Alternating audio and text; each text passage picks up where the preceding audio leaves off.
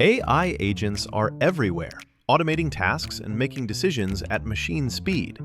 But agents make mistakes. Just one rogue agent can do big damage before you even notice.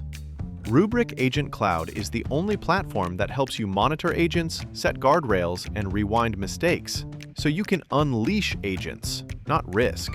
Accelerate your AI transformation at Rubrik.com. That's RUBRIK.com.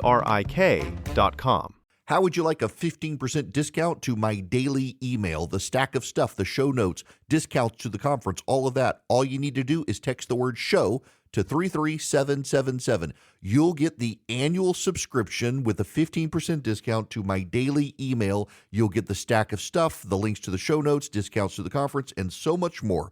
All you have to do is text the word SHOW, SHOW, to 33777. Text SHOW to 33777.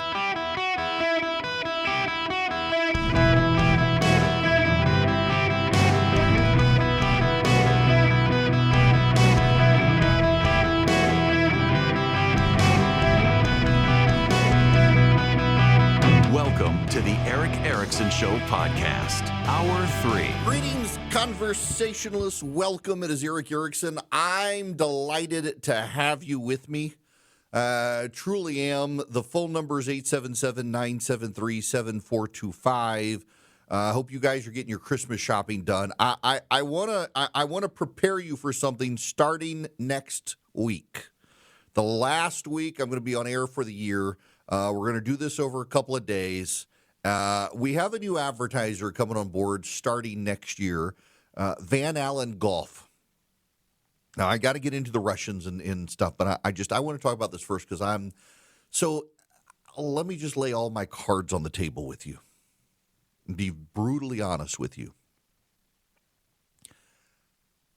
I'm a conservative radio show host who started out in the blogosphere. I'm one of the very few people in the media today who started online and moved offline to TV and radio. Most of them started on TV and radio and moved online. Going all the way back to 2004, 2005, running redstate.com, I've always been a little bit frustrated with the caliber, to a degree, of where a lot of conservative media goes. Like, we work real hard on this program to provide you real advertising opportunities with people I use. Like, I have an Eden Pure Thunderstorm. I bank with Old Glory Bank. I love Hillsdale College. I bought gold from Swiss America. Every advertiser that I have on my program, I have a personal relationship with.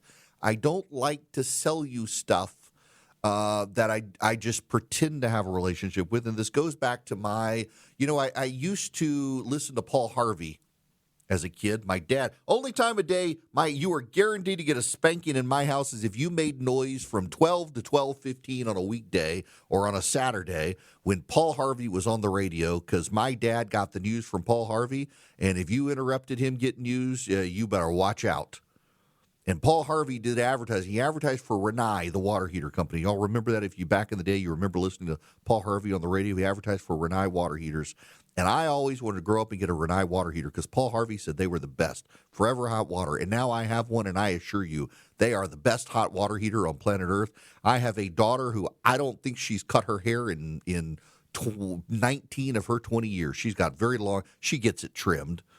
But she has very long hair, and it takes forever for her to take a shower. And I got so tired of running out of hot water.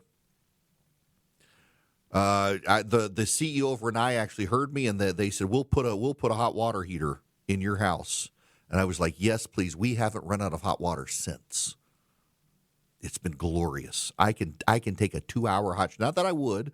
I could take a 2-hour hot shower and never run out of hot water. It is forever hot water. And I wanted one because Paul Harvey said he used it. He loved it. So I'm like, if it's good enough for Paul Harvey, it's good enough for me. Like Omaha Steaks. I've been giving Omaha Steaks as gifts for years. All of this is to say, and I don't want to spend an entire time on business because I actually have news to get into, but this is what I'm saying. I hear you look at me, if you on the live stream, just look at, I am not a consumer of Super Beets. I am not going to advertise Super Beets or Athletic Greens, and I abhor the whole prepper movement out there. that the world is coming to an end. You need prepper supplies. You can put this food in your basement and it will last you 10 years for when the world ends. No, I've read the end of the book. If the world ends, I'm going to be okay. Jesus Christ is coming back. I'm not going to sell you survival foods. And the Patriot theme, you need a Patriot-backed generator so when the libs come to destroy our country, you'll still have power. No. I actually could use a generator in my house, but I'm not going to go to one of those nightmare doom and gloom advertisers.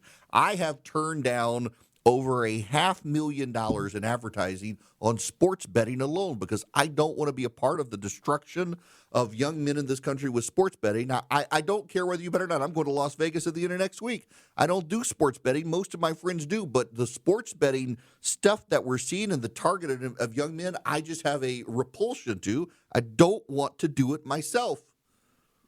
And I'm willing to turn down money. And so part of that, all of that is to say, we've worked to expand our advertisers on the program, and next year, I am very proud to tell you I'm partnering with a golf company because I hit middle-aged, and I realize I wear khakis and polo shirts all the time.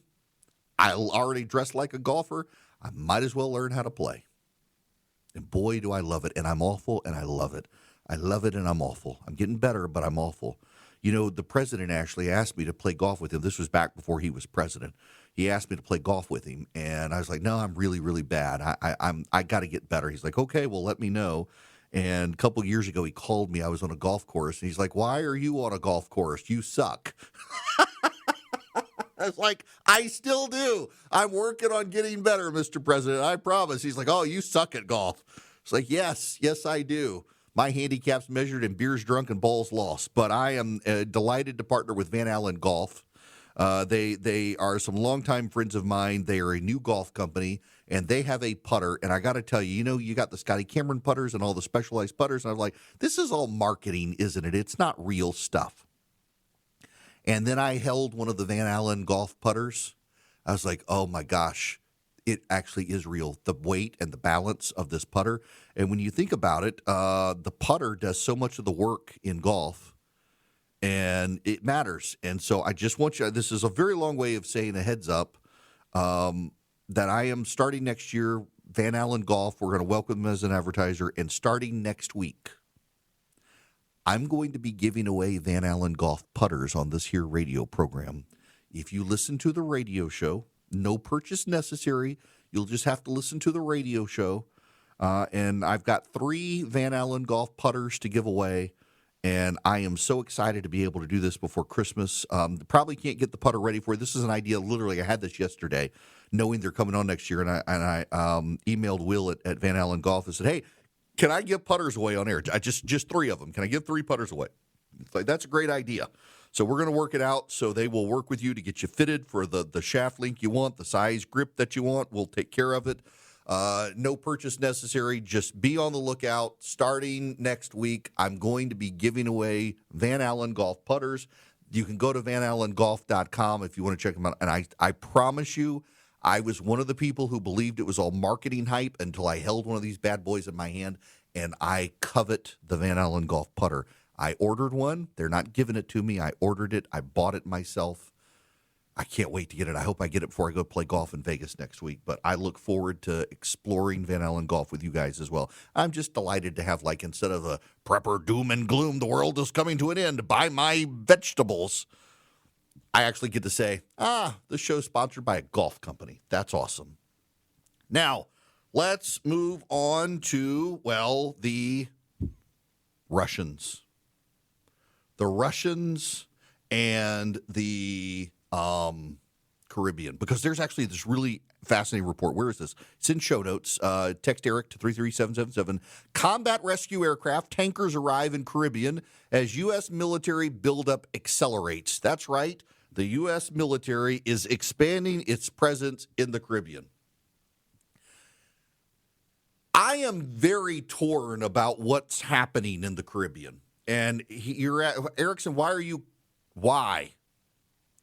2 reasons. One, I think that we should drive the Cuban communist and the Venezuelan communist out of the Western Hemisphere.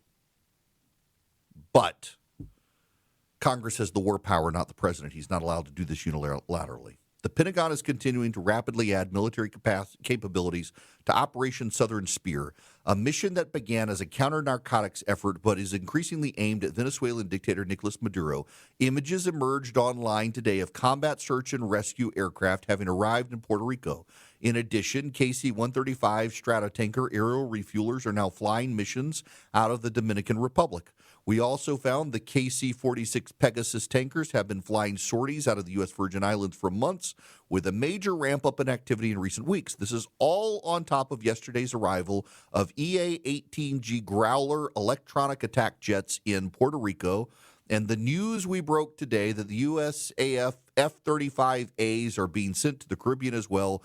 Clearly, the Pentagon is moving into a posture in the region that is much better equipped for tactical air combat operations over hostile territory than it was days before. Despite all the movement, White House spokesperson Carolyn Leavitt told reporters Thursday afternoon the president does not want to see a protracted conflict in Venezuela. This is from TWZ.com. It's in the show notes. We are building up massive military operations. Now, for those of you listening in Middle Georgia, where I live, 30 minutes from me is an Air Force base, Robins Air Force Base. Robins Air Force Base is home to the J-Stars. The J-Stars are the planes that take off and they can fly around and have lots of sensors, and they can target people on the ground. They see where people are, ships are, all this stuff. They can relay it. That they're essentially the eyes and ears in the air for the military on the ground. And I would just note that on a regular basis, they fly past my window here because I'm on the flight training path, and they'll fly past my window. They're typically flying lower than 10,000 feet. Sometimes they're higher, but you can hear them come past. At night, they come over my house. We can hear them come over at night. It's actually really, really neat. They come over low because I love planes. It is. If I was autistic, I would be on the train side instead of the dinosaur side, and definitely on the plane side. But I got to tell you, it's really cool to watch them fly over because they come over low. They're loud. They can get up very high, but they come over these training missions. And the reason I say this is because I don't know if you listening in Middle Georgia have noticed lately, but they haven't been flying over lately. Are they home? I drove down past the air base the other day, and I didn't see any on the ground. Where did they go? Maybe they're there. Maybe. I mean, they got some big hangars down there. I read this article, and I thought, you know what? I realized I've been gone the last 2 days, so maybe they're there. But in the last week, normally, like, I'm on air, and I see them flying right outside my window, going over the city of Macon, Georgia. They're not there. They haven't run a training mission this week. Normally, they do it every day. There's a J-Star out there flying. I haven't seen them. I don't know if they're there. There's a big military buildup in the Caribbean, and while this is happening, there's this related story. Again, it's in show notes. Russian hackers compromised water facilities in Texas, Pennsylvania, and Indiana, a meat packing facility in California. They caused 2,000 pounds of meat to spoil, 200,000 gallons of water to be flushed out of the system. It was Russian hackers with Russian security services. We're trying to drive the Russians and the Chinese and the Iranians out of the Western Hemisphere. And I know inside the White House there is this crazy belief that we can accommodate the Russians and the Chinese globally if they get out of the Western Hemisphere. And that's willful naivete on the part of some of the people in the White House. It's not going to happen, but I applaud the president's efforts to try to drive these people out of the Western Hemisphere. And I agree with the President of the United States and the Secretary of State, Marco Rubio, that if you really want to destabilize the Chinese, the Russians, and the Iranians' platforms in the Western Hemisphere, you got to get rid of Maduro. And frankly, you got to get rid of the Cubans. The Cuban communists need to go. The Maduro regime needs to go. It needs to happen. And the President of the United States seems willing to make it happen. I have concerns, great concerns, about the constitutionality of what he's doing, and I would hate to see a bunch of people go down to the Caribbean and all of a sudden have the courts in Washington, D.C. say, there's an injunction. You can't actually fire a shot. Congress hasn't authorized anything. I would hate to see that happen. But I, as I said yesterday, I think we need some answers from the president on what's happening. But the fact that he's building up an effort to purge the Russians, Chinese, and the Iranians, don't forget they're there, from the Western Hemisphere and reassert the Monroe Doctrine is a very good thing, and I applaud him for doing this.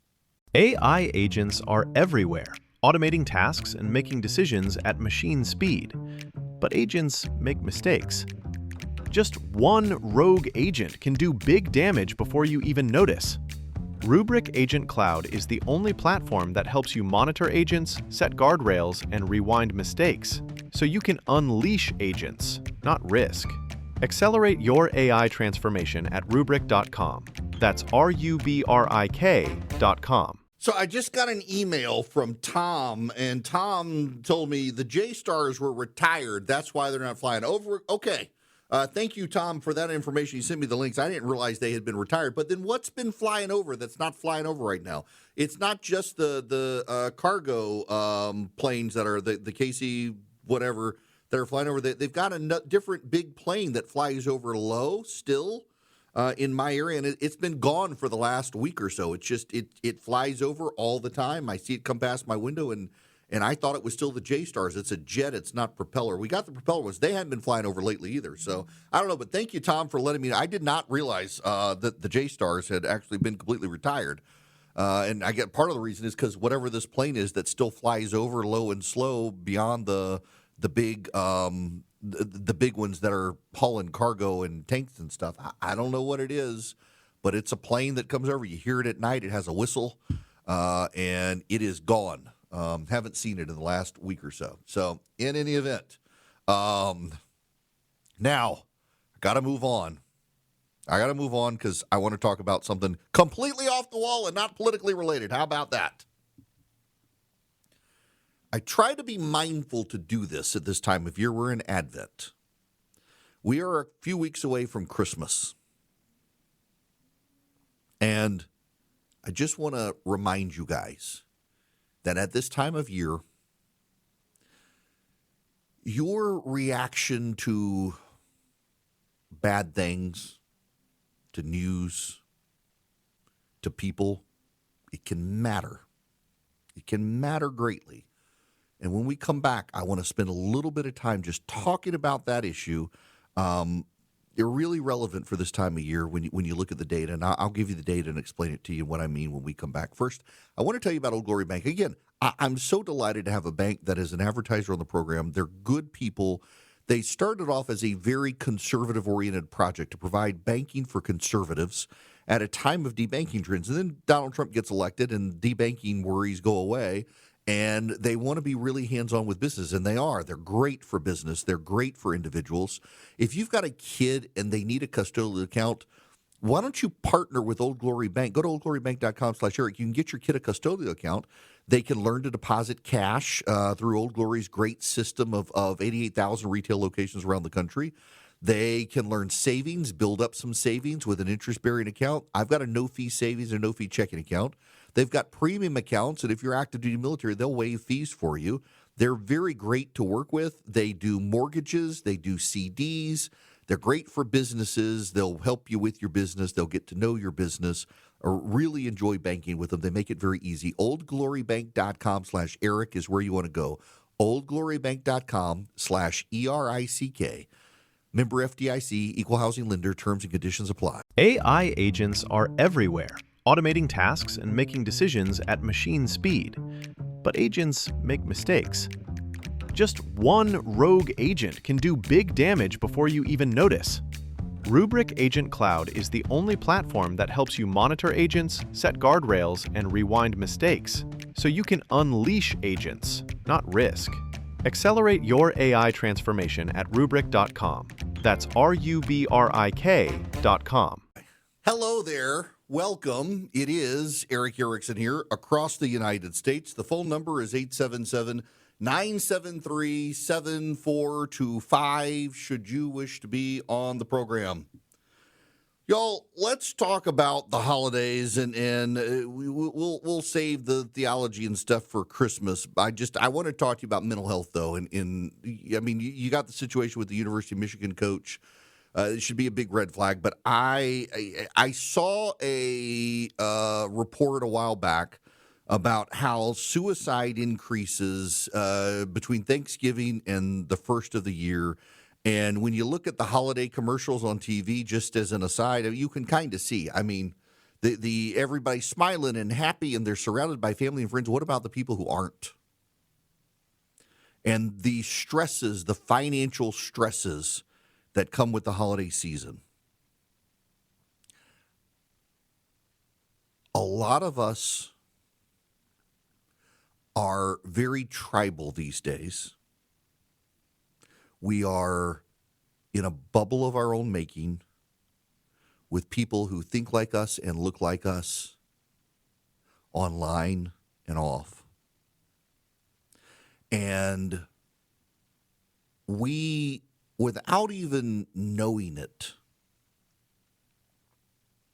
might actually harm someone's mental health in this season. And I'm trying to be delicate here because there are some, like all the kids who get triggered and stuff.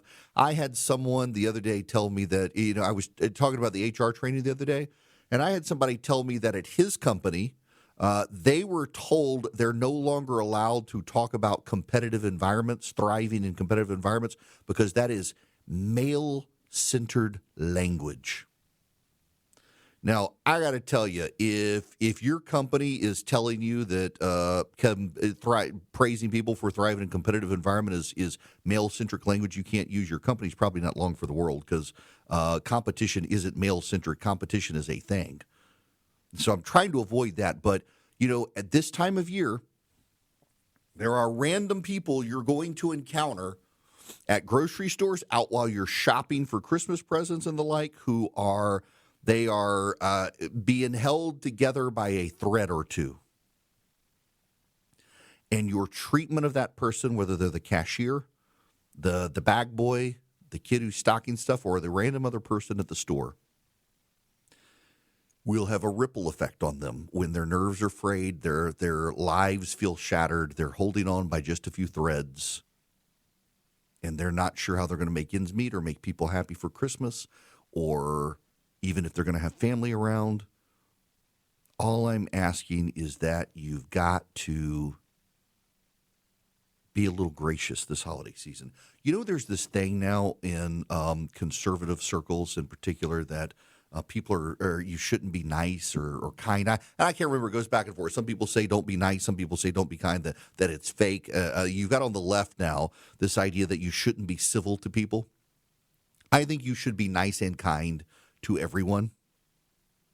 There are some people that ultimately, because of themselves, you can't be, but to most people, particularly random strangers, there's no reason to be hateful to people. And I find it notable that there is on the left and the right now these greater conversations about some people aren't worth being nice to. Every few years I go through negotiations for radio and whatnot, and with syndication and trying to get on radio shows or radio stations and stuff. And I know there are people out there who are just constantly jerks, and they really adopt the idea that the squeaky wheel gets the grease. And I have seen it happen where the people who complain the loudest enough very often are the ones who get catered to first, but more often than not over the long term. I have just found in my career, despite time and time again, people around me saying, you should be a jerk, you should be an a-hole, you should do this. It's not in my character to begin with. but also in the long run, it pays off. Just being a nice person to other people, even when you don't have to be nice to people, it matters. It's something I think most of you understand, but I'm just shocked now at the growing number of people, and it's particularly an online thing, who just think, I don't need to be nice to this other person. And it becomes very transactional. Well, I needed to be nice to this person because at some point they could do something for me, but this is a random stranger. Screw them. Just smile. You don't know what's going on in other people's lives.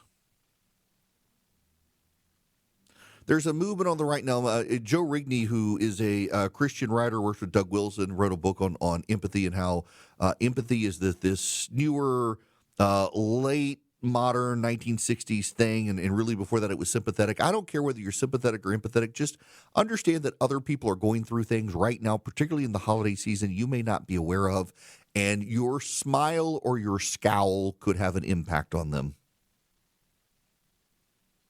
And hopefully you'll smile.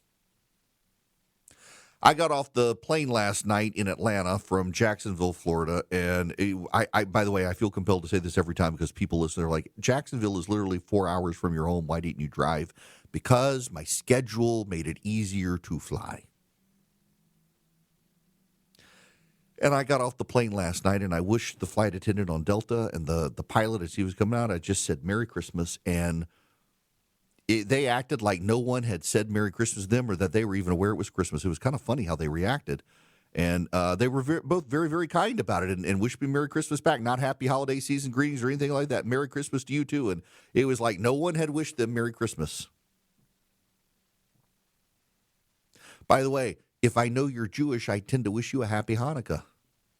I don't say Merry. Now, my default is Merry. I am not a Happy Holidays person. I will not say Happy Holidays. If I specifically know you're Jewish, I'm going to wish you Happy Hanukkah. Otherwise, you get a Merry Christmas because that's the default. But still, just doing it. There's no reason to be a jerk during the holidays. And then that gets me to the other thing. One of the worst things about the holiday season is you all have the perfect memory.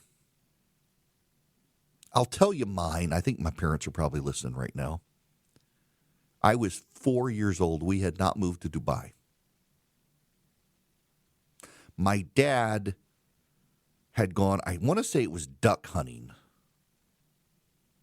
And again, I'm 4, so the details are very vague in my mind. But my dad had gone duck hunting, I think, and there was duck, and I'd never had duck before, and it was fantastic. It might have been deer, but I think it was duck. And I couldn't get enough of that duck. And on Christmas, we had people coming to our house. We lived in a great big old Victorian house built in the 1800s. My parents had bought it, slowly restored it. This is before we had moved to Dubai. And both of my sisters, my one sister got a giant bear. My other sister got this giant fluffy dog, and I got a big track. And the big track was this very Tron-looking thing, and it had a keypad on it, and it basically used, remember the old logo programming? I could tell that thing go forward 90 paces, turn, and fire, and it was this robotic thing, and I could program it, and it would go down the hall, and it would make a turn into the kitchen, and it had a blue light. It would go pew, pew, pew. It was the coolest thing as a 4-year-old. I want one of those today. If I could find one of those big tracks, I would probably buy it on eBay. I just thought it was the coolest thing as a 4-year-old. And I remember the whole family was there. My Uncle Laurent was there. He was a man from Belgium, and somebody had driven him up. My grandparents were there. My parents were there. My sisters and me. And it was just, I was like 4 years old, and that was the coolest Christmas. Lots of Christmas stories, but you do too. You remember. And you remember the bad Christmases too, I bet. Oftentimes, we idealize at Christmas. Every one of you knows someone who, when they tell a Christmas story, it's always the same story, and it's typically them as a kid, and it's their parent or something. They had this Christmas story. And one of the problems is that we hold up those standards as the benchmark for every other Christmas. And how close did we come to that? And in so doing, it sets the metric for whether or not this was a good Christmas or not. We don't allow each holiday to stand on its own. We measure all of them by what has been. And in so doing, by living in the past, by idealizing that, we oftentimes set ourselves up for depression in the holiday season because we can't take what is happening today and find the joy in it if the joy doesn't match that favorite Christmas in the past. And we pile the burdens on ourselves in the holiday season for depression and despair. And I want to encourage you not to do that. And at this time of the season, particularly as we're really headed to Christmas, like, for example, this year, I haven't put out my Christmas decorations. We have lights up out front. They look good. Landscaper did it for us, but I have a lot more lights and garland than I normally would hang. And I've just been so busy this year and so tired this year. And I've been so distracted by a lot of other stuff this year. I hadn't put up even half of the Christmas decorations I would normally put up. I don't even have the tree skirt under the Christmas tree. I don't have the nativity out. My wife has this white ceramic Christmas tree she loves, and we haven't even gotten it out this year. She hasn't felt well. The kids have been sick. She's been sick. I have traveled nonstop. And I can think about how great my Christmas decorations are. My wife, as an aside, hates it because it's clutter, and I tend to leave it up. I mean, I don't take my Christmas decoration down until after January 5th because you got to wait. There are 12 days of Christmas, and the Christmas decoration need to be up for all 12 days of Christmas. Drives my wife insane. But this year, the weather has been horrible. We hadn't had sun in a week. It was finally sunny. It's about to be 20 degrees in middle Georgia, and I hadn't done it, and I'm not going to. And you know what? I finally told myself, Self, why are you upset? No one in your life has complained about you not putting the extra Christmas garland out or the nativity scene. No one has even noticed you haven't done that. So why are you feeling guilty about it when no one else cares? And I had to look myself in the mirror and say, Self, you're making a lot of sense today.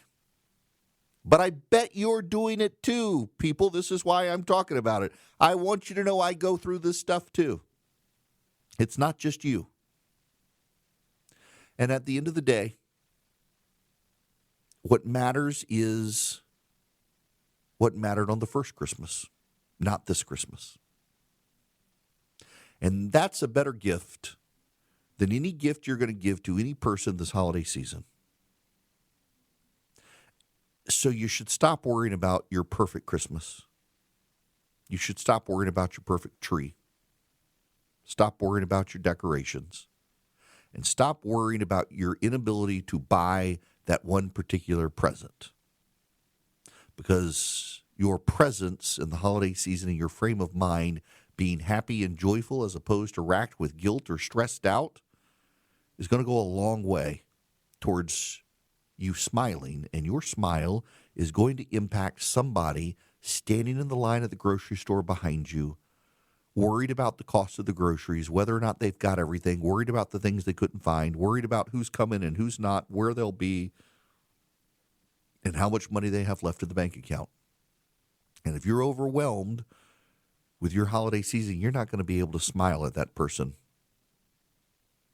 And your smile is going to mean more to other people this holiday season than you probably realize. It is a great time of joy for a lot of people, but it's a great time of despair for a lot of people. And how you treat the Christmas season matters tremendously to the invisible person whose face you can't remember, who stood behind you in line, or bumped into you by accident, or reached for the same thing on the shelf. It's going to matter a lot to that person, not to you.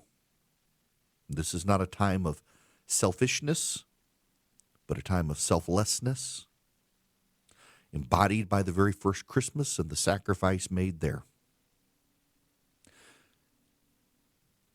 So if I haven't wasted your time in this segment, it's just to say this. Be very mindful that you should be looking for the small joys this holiday season instead of idealizing something in the past so much that you yourself are not happy with this season. And you, wherever you go this holiday season, please just remember to be kind to the people around you. Everyone's frazzled. Everyone's overwhelmed. Everyone's trying to get the perfect Christmas. No one's ever going to get the perfect Christmas until the final Christmas. So just be of good cheer. Remember that this Christmas season. And smile. I mean, could be worse. Kamala Harris could be president. AI agents are everywhere, automating tasks and making decisions at machine speed. But agents make mistakes. Just one rogue agent can do big damage before you even notice.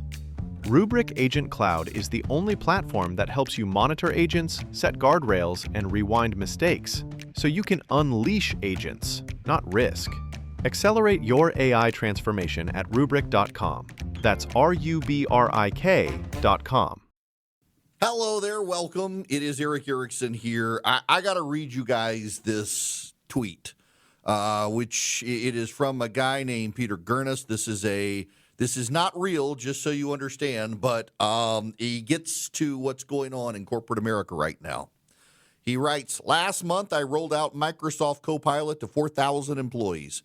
$30 per seat per month, $1.4 million annually. I call it digital transformation. The board loved it. They approved it in 11 minutes. No one asked what it would actually do, including me. I told everyone it would 10 times productivity. That's not a real number, but it sounds like one. HR asked how we'd measure the 10 times productivity. I said we'd leverage analytics dashboards, so they stopped asking. 3 months later, I checked the usage reports. 47 people out of the 4,000 had opened it. 12 had used it more than once. One of them was me. I used it to summarize an email I could have read in 30 seconds. It took 45 seconds to summarize, plus the time it took to fix the hallucinations. I called it a pilot success. Success means the pilot didn't visibly fail. The CFO asked about return on investment. I showed him a graph. The graph went up and to the right. It measured AI enablement. I made that metric up. He nodded approvingly. We're AI enabled now. I don't know what that means, but it's in our investor deck. A senior developer asked why we didn't use Claude or ChatGPT. I told him we needed enterprise-grade security. He asked what that meant. I said compliance. He asked which compliance. I said all of them. He looked skeptically. I scheduled him for a career development conversation, and he stopped asking questions. Microsoft sent a case study team. They wanted to feature us as a success story. I told them we saved 40,000 hours. I calculated the number by multiplying employees by a number I made up. They didn't verify it because they never do. Now we're on their website.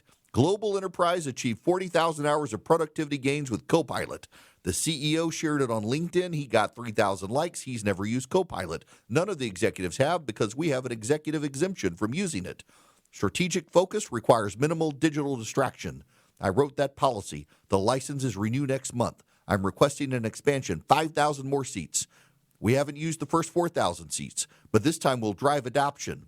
Adoption means mandatory training. Training means a 45-minute webinar no one watches, but completion will be tracked. Completion is a metric. Metrics go in dashboards. Dashboards go in board presentations. Board presentations get me promoted. I'll be SVP by Q3. I still don't know what Copilot does, but I know what it's for. It's for showing we're invested in AI. Investment means spending. Spending means commitment. Commitment means we're serious about the future. The future is whatever I say it is, as long as the graph goes up and to the right. He's not wrong. That is parody, but accurate. All right, let me tell you about the Eden Pure Thunderstorm. Get 3 of them. Save $200. Get them for less than $200 at EdenPureDeals.com. EdenPureDeals.com. The discount code is ERIC3, ERICK3. What you do is you go to EdenPureDeals.com. You put in ERIC3. You get 3 of them. You get them for less than $200. You save $200, and you clean all the air. You got stinky air, it wipes them out. They're portable. You can use it in a car with USB adapter. You can plug it into the wall. It wipes out all odors. I've used it in rental cars. I've used it in hotel rooms. I keep them in my travel bag. Get 3 of them for less than $200. Go to EdenPureDeals.com. Use the discount code ERIC3, ERICK3.